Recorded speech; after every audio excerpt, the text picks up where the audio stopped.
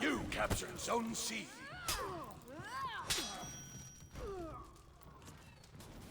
Let them fly!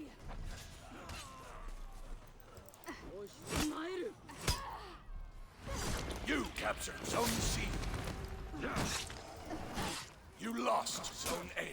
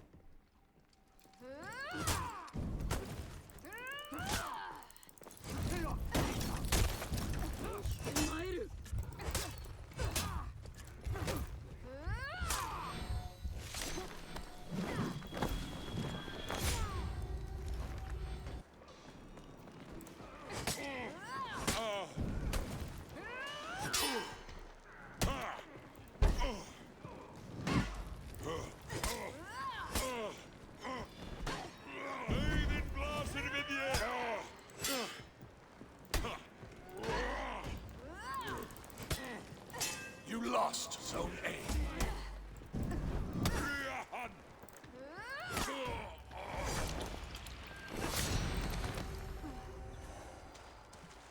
You captured Zone B.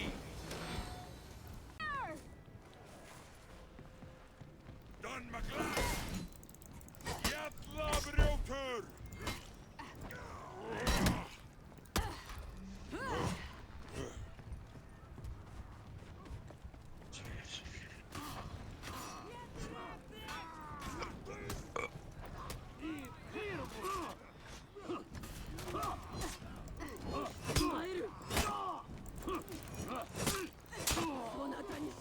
Fort Berbers.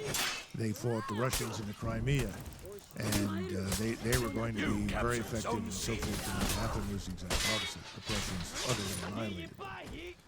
The point is that the rot that undermines discipline, leadership, capability can go on for years without notice until suddenly you're thrown into the buzzsaw.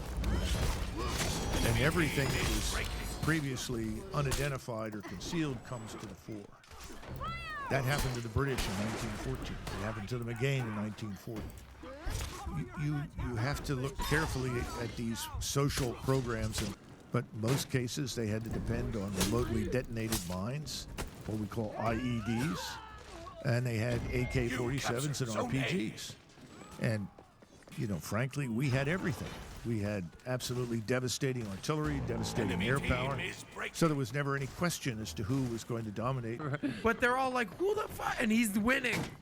because he's telling it like it is. He's not exactly establishment, and he's just giving it to you raw and real.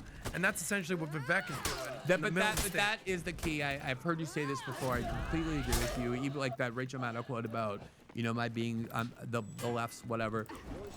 Left and right, I'm not saying it doesn't matter. It does matter. There's still issues where it's a reliable indicator of where somebody falls. But by far the more important metric is, do you regard American establishment institutions of authority as fundamentally trustworthy, reliable, malignant, and entities that need to be destroyed? That anti-pro-establishment dichotomy is by far the most important political framework for understanding where someone's politics is. And both Vivek and Trump are clearly on the anti-establishment side of that, and I don't think any of the other candidates on that stage, including Governor DeSantis, even though he's voted for President Obama and then voted for Donald Trump, which makes no sense if you see the world through an Time magazine article that I'm sure you guys have seen that was very long and unintentionally revealing, that essentially said that there was the most extraordinary unified campaign on the part of establishment power centers to unite and coalesce in every single way imaginable to ensure that Biden beat Trump